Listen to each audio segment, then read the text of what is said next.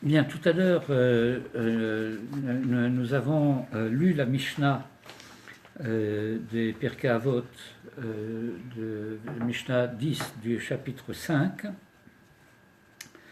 mais nous nous sommes contentés de lire la Mishnah et d'analyser un petit peu cette partie où il semble y avoir une controverse entre celui qui dit ce qui est à moi est à moi, ce qui est à toi est à toi, que ça c'est c'est Mida Benonite. Mida Benonite, ça veut dire c'est pas bien mais c'est pas mal. C'est pas cela qu'on appelle dans le vocabulaire plus précis la voie moyenne. Parce que la voie moyenne, c'est ça qu'on appelle le tzaddik.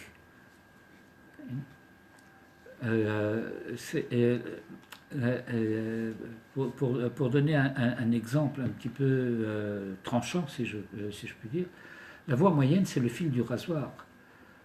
C'est le fait d'être dans une situation de tension, de possible déséquilibre perpétuel. Je fais un petit écart vers la droite ou un petit écart vers la gauche, eh bien, je suis déjà sorti de la voie droite. La voie droite n'admet aucun écart. Et la voie droite, c'est celle qui est à, comment dirais-je, à égale distance des extrêmes. C'est un peu de cette manière, je résume l'enseignement du Maharal à ce sujet. C'est-à-dire que le Derech HaYashar, la voie droite, c'est le fait que s'il y a un excès de vertu dans un sens, alors cet excès de vertu devient un défaut. Ce qu'on a appris tout à l'heure à propos de Abraham, le chesed de Abraham, eh bien, ça risque d'être cruauté à l'égard de ceux qui vont subir les exactions faites par les méchants qu'on a protégés. Et c'est également des problèmes de société, des problèmes de moralité publique, de moralité générale. Est-ce que trouver des circonstances atténuantes à un criminel ne consiste pas à fournir des circonstances aggravantes à ses victimes? C'est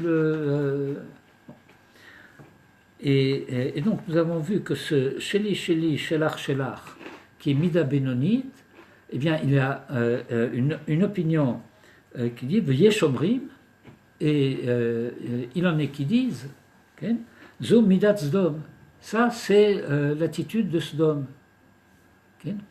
La loi de Sodome, la moralité de Sodome, c'est l'interdiction de faire la charité. Parce que si dit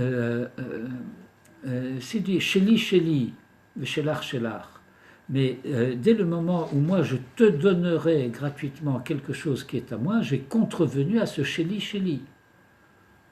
Okay? Alors entendez, lorsque Sheli Sheli Shelach Shelach procède de l'attitude du choix personnel, c'est une chose. Lorsque cela devient la règle de la société, c'est tout à fait différent. C'est clair, je pense, de cette chose-là. Bon. Alors, il y a un commentaire du Maharal qui s'appelle le Derech Chaim sur toute la Mishnah et sur toutes les parties de la Mishnah. J'ai isolé, quant à moi, la partie du commentaire du Maharal qui traite simplement de cette affirmation « c'est Midat Sdom ». Alors, nous allons lire, je ne sais pas jusqu'où on va pouvoir arriver. Le commentaire n'est pas absolument simple et facile à suivre, mais enfin, on va essayer. Nous sommes donc sur nos pages à la ligne 29. V'yesh omrim ze Midat Sdom. Et il en est qui disent, ceci, c'est la position c'est la manière d'être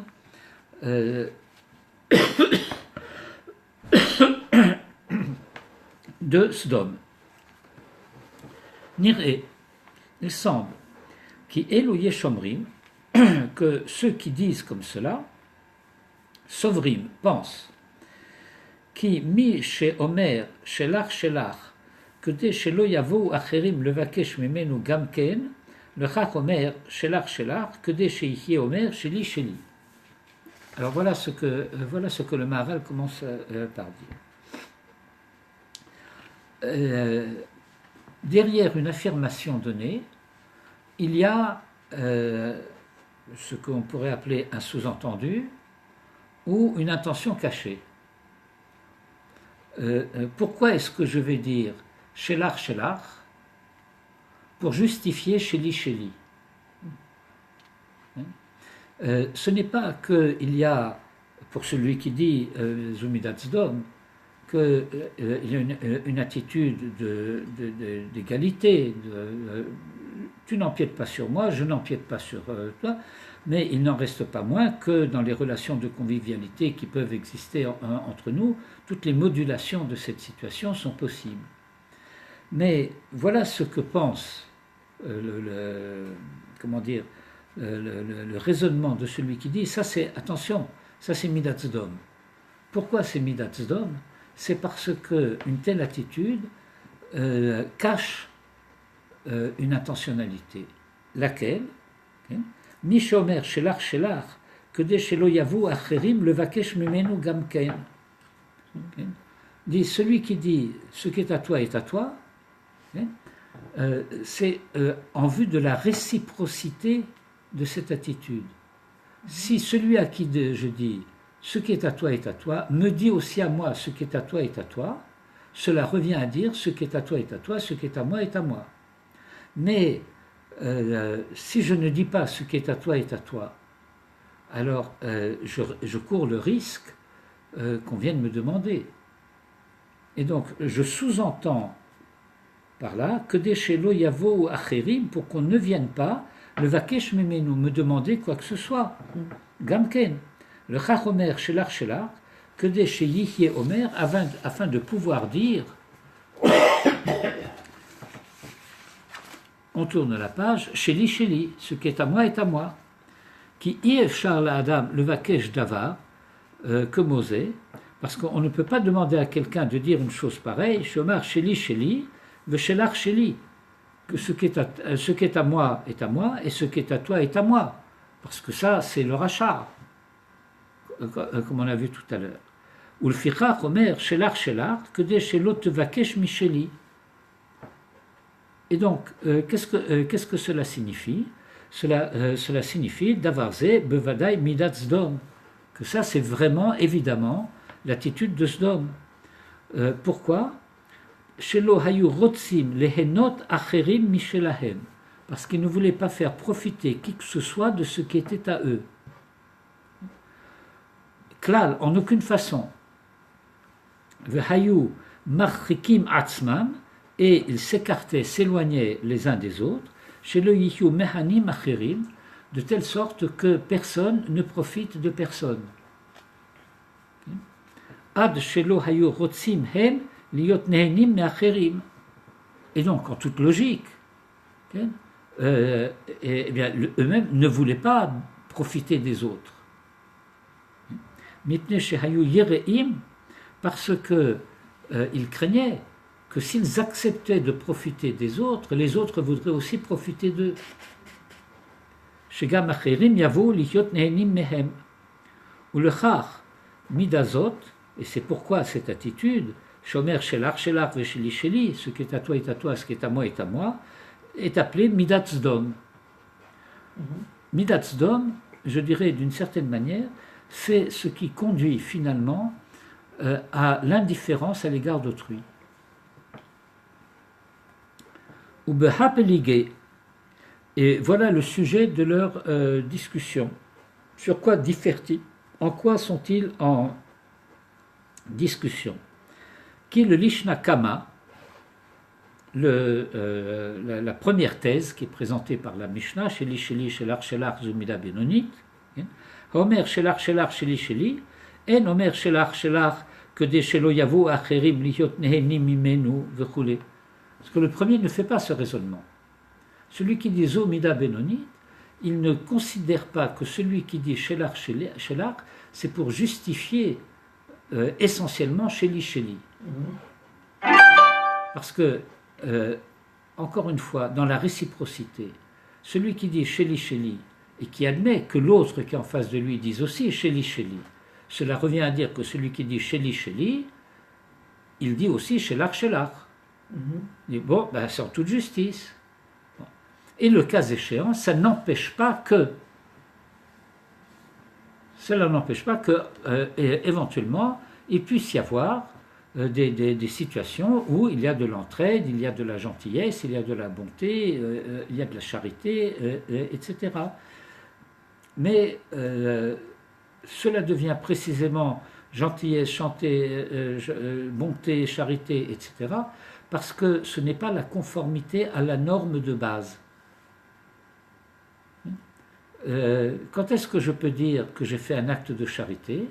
Lorsque j'ai fait autre chose que ce que normalement j'avais à faire. Et donc c'est Mida Benonit, Sheli Sheli, Shelach Shelach. Mais dès le moment où je donne à autrui, alors là j'ai été chassid, comme la Mishnah va le dire. Mais j'ai agi hors de la norme. Mais je n'ai pas fait de cette norme une loi d'État, comme ce qui se passe à Sdom. רק שאינו חפץ ליהנות מן אחרים, ואם היה שואל חברו דבר שזה נהנה וזה לא חסר, היה עושה. La Gemara connaît un état de fait, une situation où on peut dire ze nehene ve ze eno chaser. C'est-à-dire que un objet physique ne peut pas se trouver simultanément en deux endroits. On a une pomme, et puis moi j'ai faim et toi tu as faim. Eh bien, on va partager, disons. Alors chacun va avoir une demi-pomme. Mais ça veut dire que cette demi-pomme que tu vas avoir, c'est quelque chose dont je me prive. Donc je ne peux pas dire ze nehene ve eno chaser. Si je prends par contre un autre modèle, tu viens m'emprunter du feu. Alors avec la flamme de ma bougie, j'allume ta bougie. Moi, il ne me manque rien, et toi, tu profites. Ze nehene ve eno chaser. Et donc, ce que le Maharal explique, que dans une situation où celui qui dit Shelach Shelach ve Sheli Sheli se trouverait en situation que ze nehene, il permet à quelqu'un de profiter, et lui, ça ne lui manque pas, il ne serait pas contre, il ne refuserait pas. Mais le Yeshomrim, qui dit que c'est Midat Sdom, lo haya ose, il n'accepterait pas. Ce atalo chaser, avalata nehene, ça je veux pas. Ça c'est Midat Sdom. Gima sheomer, shelach shelach, shelo yavo adam liot nehene mimenu, וכיוון שמחריק כל כך, בוודאי אינו רוצה שיהיו אחרים נהנים ממנו כלל. Et par conséquent, il n'admet pas le principe de la solidarité. Afilo bedavar she'eno chaser, même lorsque ça ne lui coûte rien. Alors, on ne rentre pas dans le détail de dire qu'est-ce que ça veut dire quelque chose dont toi tu profites et que moi ça ne me coûte rien.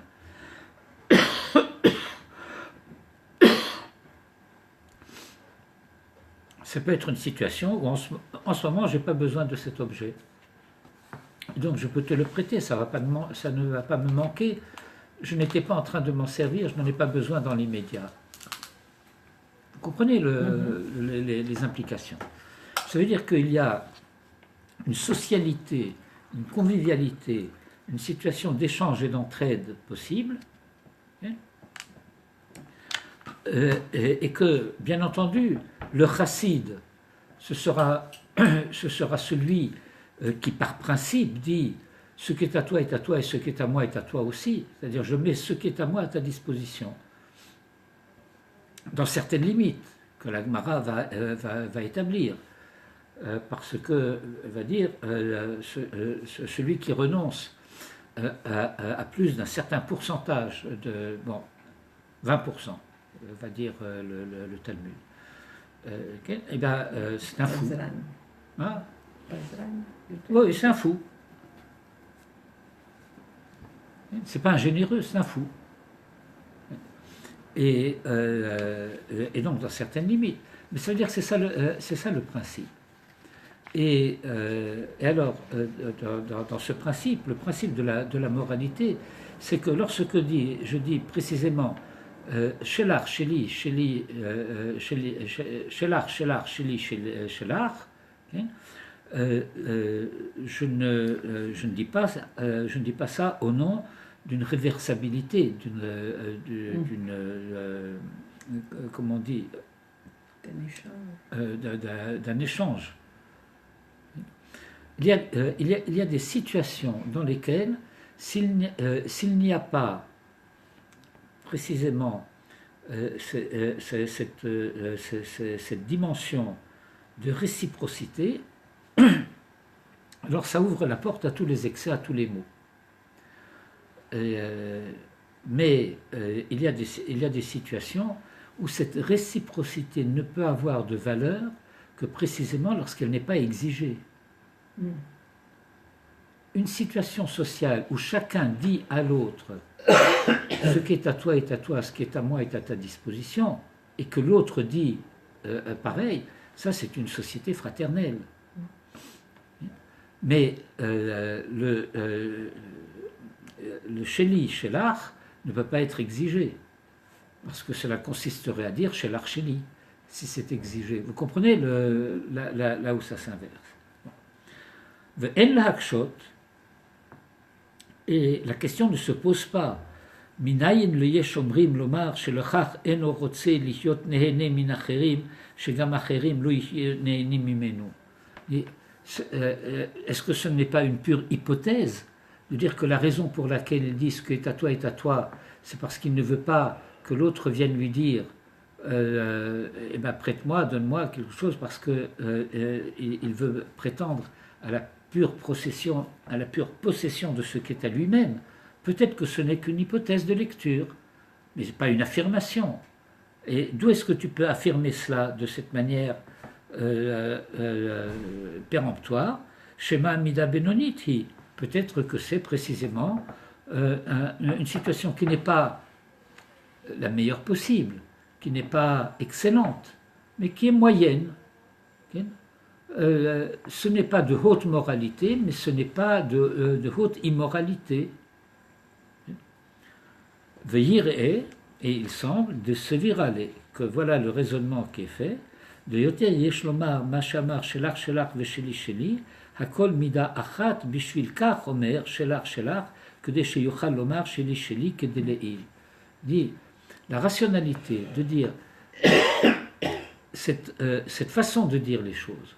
Ce qui est à toi est à toi et ce qui est à moi est à moi, il est beaucoup plus raisonnable, logique, de supposer, disons comme ça, que la première partie est dite de telle sorte à justifier la deuxième partie.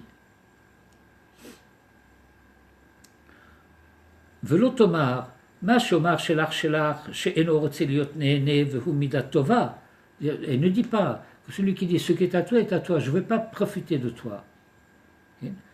Vesheli sheli hi mida ra'a. Et celui qui dit et ce qui est à moi, ça c'est de l'égoïsme. D'un côté il y a du bien, je ne veux pas profiter de toi, et de l'autre côté il y a du mal parce que je veux garder pour moi ce qui est à moi. Davarze en svara kolkar. Ça c'est pas tellement cohérent. Bioter yeshlomar shakol mida achat. Le fait de dire, il est plus normal, il est plus cohérent du point de vue de la logique de la Mishnah, de dire que les deux parties de la Mishnah s'inscrivent dans une même perspective. Pas qu'une moitié sur une perspective de bien et que l'autre moitié sur une perspective de mal, Parce qu'à ce moment-là, on ne peut pas les mettre ensemble dans une même case des Arba Midot Bevnei Adam. Et voilà. Bien entendu, tu peux dire Mida Benonit. Pourquoi? Parce qu'il n'a pas dit Shelar Sheli. Il n'a pas dit ce qui est à toi est à moi, qui est le rachat. Parce que le rachat dit Sheli Sheli, Shelar Sheli. Et donc ça serait le rachat. Et donc il dit Sheli Sheli, mais il dit Shelar Shelar. Et donc, il ne dit pas non plus Shelar Shelar, Sheli Shelar, qui est le chassid. Et donc, étant donné qu'il ne dit pas comme le rachat, et il ne dit pas non plus comme le chassid, alors il est entre les deux, Mida Benoni. Il dit, mais pourquoi est-ce qu'il ait besoin de dire, de dire cela comme ça? Le Maharal explique, on dit cela comme ça pour justifier par le Shelar Shelar de prétendre à Sheli Sheli. Et bien c'est ça Midat Sdom.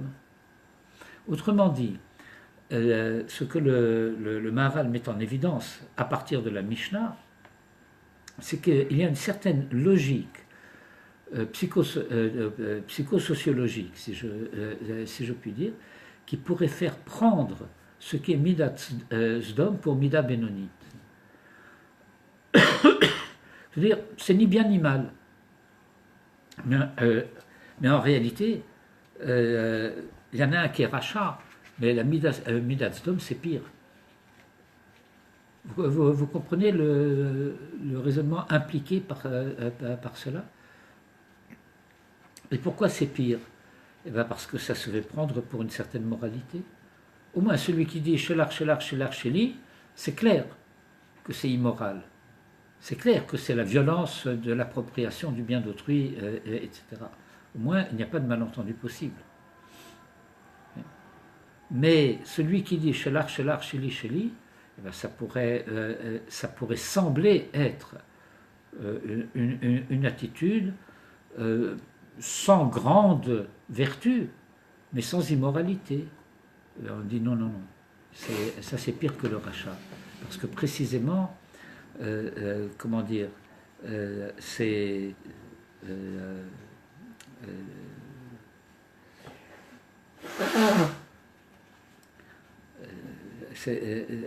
l'hypocrisie. Oui, c'est pas seulement de l'hypocrisie, mais c'est sinueux. C'est pas une attitude qui est franche dans sa position. Il y a un piège. Oui. Parce qu'il y a un piège. Oui.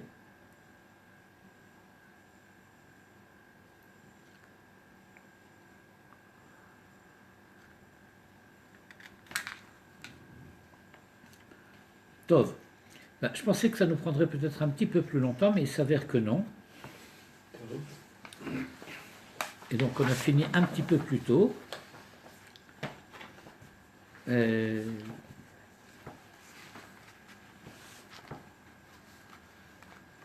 nous a fait bien plaisir de voir Viviane oui. la dernière. Eh bien, moi aussi. J'imagine que c'était quand même un peu beaucoup de patienter tout chiot, mais bon.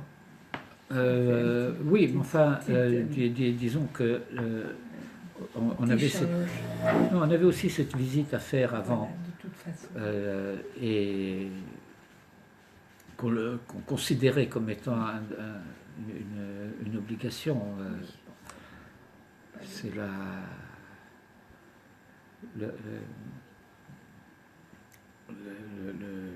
le père du mari de notre nièce.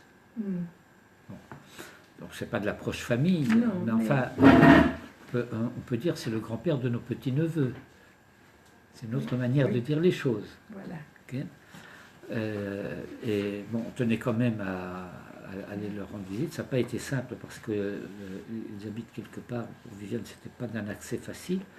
Bon, une fois qu'elle était là, elle était là. Voilà. Alors elle a dit, bon, ben, j'irai avec toi. C'était assez normal. Puis ça lui évitait aussi, comme chaque semaine, que c'est peut-être un sacrifice plus grand pour elle de ce point de vue, de rester seule à la maison. tellement de temps. Ça, il faut, Pour ça, moi, j'ai pensé à ça. J'ai pensé il faut le reconnaître. Donc, le fils de Toda.